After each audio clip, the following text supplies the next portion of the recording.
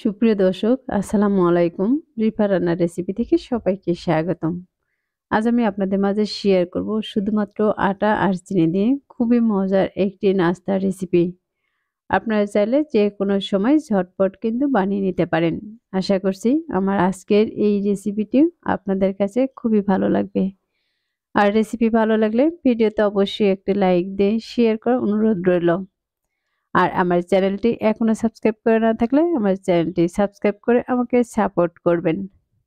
তাহলে আর কথা না বাড়িয়ে চলুন মূল রেসিপিটি একবার দেখে নেই। আজকে এই রেসিপিটি বানানোর জন্য আমি এখানে নিয়ে নিচ্ছি 1.5 কাপ পরিমাণে আটা। আমরা রেগুলার যে রুটি বানাই সে আটাটাই আমি নিয়েছি। এখন এর মাঝে দিয়ে দিচ্ছি স্বাদ মতো লবণ বা হাফ চা চামচ লবণ, আর দিয়ে দিচ্ছি 2 টেবিল চামচ পরিমাণে রান্নার তেল। এবার তেল আর আটাটাকে আমি ভালোভাবে হাত দিয়ে ঘষে ঘষে মিশিয়ে নিব। তেল আর আটা যদি ভালোভাবে মেশানো হয় তাহলে কিন্তু এই নাস্তাটা খুবই মুচমুচে হবে, আর এগুলো খেতেও কিন্তু খুবই ভালো লাগবে। আমার এগুলো মাখানো হয়ে গেছে, আর মাখানোর পরে এরকম মুঠি করে নিলে কিন্তু মুঠি হয়ে আসবে। সে পর্যায়ে বোঝা যাবে এগুলো ময়াম করে নেওয়া ভালো হয়েছে। এখন এর মাঝে দিয়ে দিচ্ছি আমি পরিমাণ মতো পানি। পানি দিয়ে এটাকে মাখিয়ে একটি ডো বানিয়ে নিব। আমি এখানে কিন্তু নরমাল পানিটাই দিয়ে দিয়েছি। আর নরমাল পানি দিয়েই কিন্তু এটাকে আমি মাখিয়ে নিচ্ছি।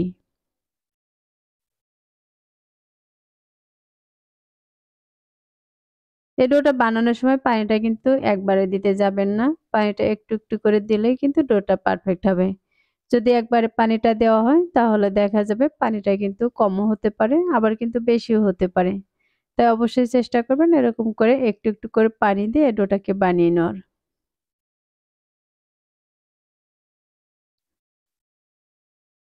আমি একটু একটু করে পানি দিয়ে কিন্তু ডোটা বানিয়ে নিয়েছি, আর দেখতে পাচ্ছেন ডোটা কিন্তু একটু শক্ত করেই বানিয়ে নিয়েছি। এই ডোটা কিন্তু খুব একটা নরম বানানো যাবে না।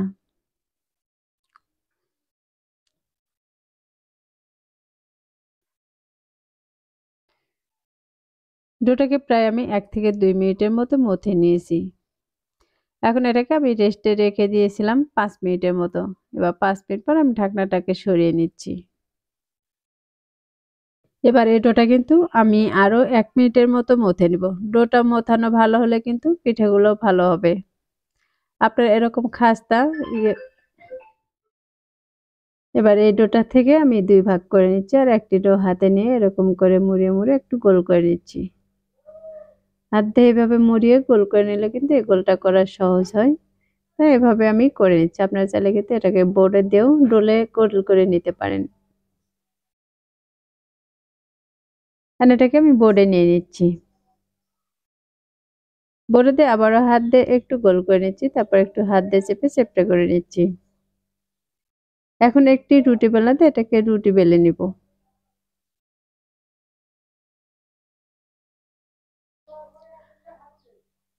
আমি এই রুটিটা কিন্তু খুব পাতলা বানাবো না, একটু মোটা করেই রুটিটাকে বেলে নিব। রুটিটা এত বড় করে বেলে নেওয়ার প্রয়োজন নেই। এরকম ছোট করে মোটা করে বেলে নিতে হবে। আমি রুটিটা কিন্তু বেলে নিয়েছি, আর কতটুকু বড় করেছি বা মোটা করেছি তা কিন্তু দেখে বুঝতেই পারতেছেন। রুটিটা কিন্তু দুপাশে খুব সুন্দর করে বেলে নিয়েছি। এখন একটি চাকু দিয়ে আমি সাইডটাকে কেটে সমান করে নিচ্ছি। এখন যে সাইজ করে আমি এগুলোকে বানিয়ে নিব সেরকম করে কাটিয়ে নিচ্ছি। আমি এগুলোকে একটু লম্বা করে কেটে নিচ্ছি, লম্বা করেই বানিয়ে নিব। আপনারা চাইলে কিন্তু এগুলোকে ছোট ছোট করেও কেটে বানিয়ে নিতে পারেন।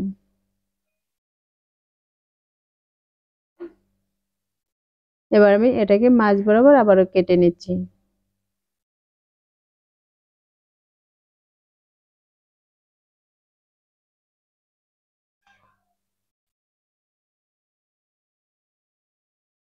এই দুটো কিন্তু একটু সাইজে বড় হয়েছে, যে কারণে এর মাথাটাকে কেটে আমি ছোট করে নিয়েছি, তারপর মাঝ বরাবর কেটে নিয়েছি।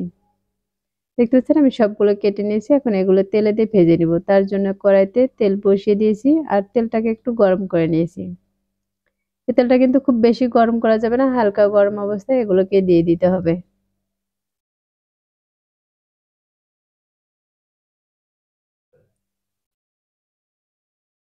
এখানে যতগুলো দিয়ে ভেজে নেওয়া যাবে আমি কিন্তু ততগুলোকেই দিয়ে দিচ্ছি। আর এগুলো যখন নিচ থেকে কালার চলে আসবে তখন এগুলোকে আমি উল্টিয়ে নিচ্ছি। দেখতে পাচ্ছেন এর এই অপর পাশটা কিন্তু এখন একটু কালার চলে এসেছে।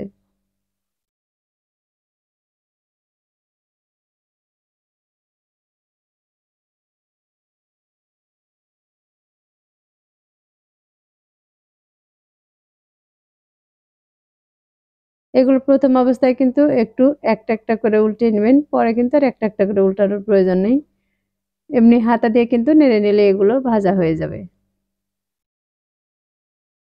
আমি দুপাশে কিন্তু খুব সুন্দর কালার করে ভেজে নিব।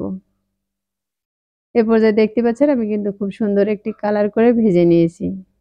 এখন এগুলো তেল থেকে তেল ঝরিয়ে উঠিয়ে নিচ্ছি।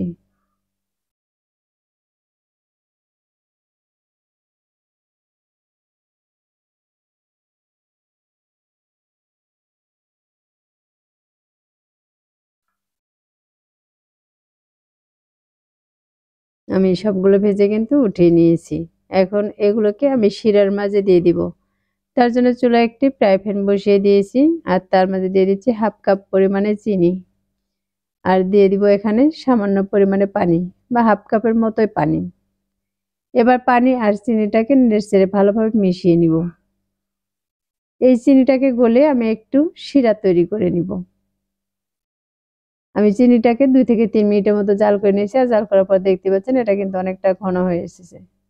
তারপর এটাকে আমি হাত দিয়ে একটু চেক করে নিচ্ছি এটা একটু আঠালো হয়েছে কিনা। এটা কিন্তু একটু আঠালো ভাব হয়েছে যে কারণে আমি এগুলোকে দিয়ে দিচ্ছি।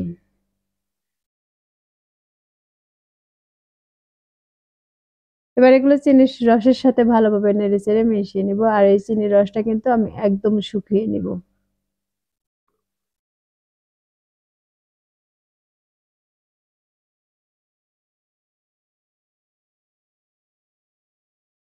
এই পর্যায়ে এর মাঝে দিয়ে দিচ্ছি আমি 1 চামচ পরিমাণে আটা।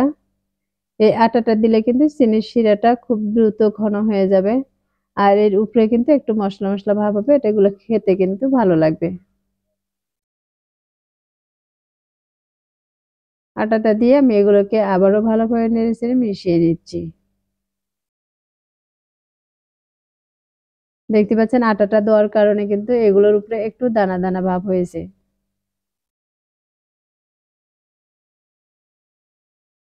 আর এগুলো কিন্তু গরম অবস্থায় এভাবে একটু নেড়ে নিতে হবে। নয়তো কিন্তু সবগুলো এক জায়গায় দলা পেকে যাবে। আমার এগুলো কিন্তু এখন বানানো হয়ে গেছে। এগুলো কিন্তু দেখতে এখন বাজারের কটকটির মতোই হয়েছে। এভাবে বানালে কিন্তু কেউ বুঝতেই পারবে না যে আপনি এগুলো বাসায় তৈরি করেছেন। সবাই মনে করবে আপনি বাজার থেকেই কিনে নিয়ে এসেছেন। এখন এগুলোকে একটি প্লেটে উঠিয়ে পরিবেশন করে দেখিয়ে দিচ্ছি। তাহলে দর্শক আশা করছি প্রতিদিনের মতো আমার আজকের রেসিপি আপনাদের কাছে খুবই ভালো লেগেছে আর সহজও লেগেছে। রেসিপিটি ভালো লাগলে ভিডিওতে অবশ্যই একটি লাইক দিয়ে বেশি, বেশি শেয়ার করার অনুরোধ রইল। তাহলে আজ এ পর্যন্তই। আল্লাহ হাফেজ।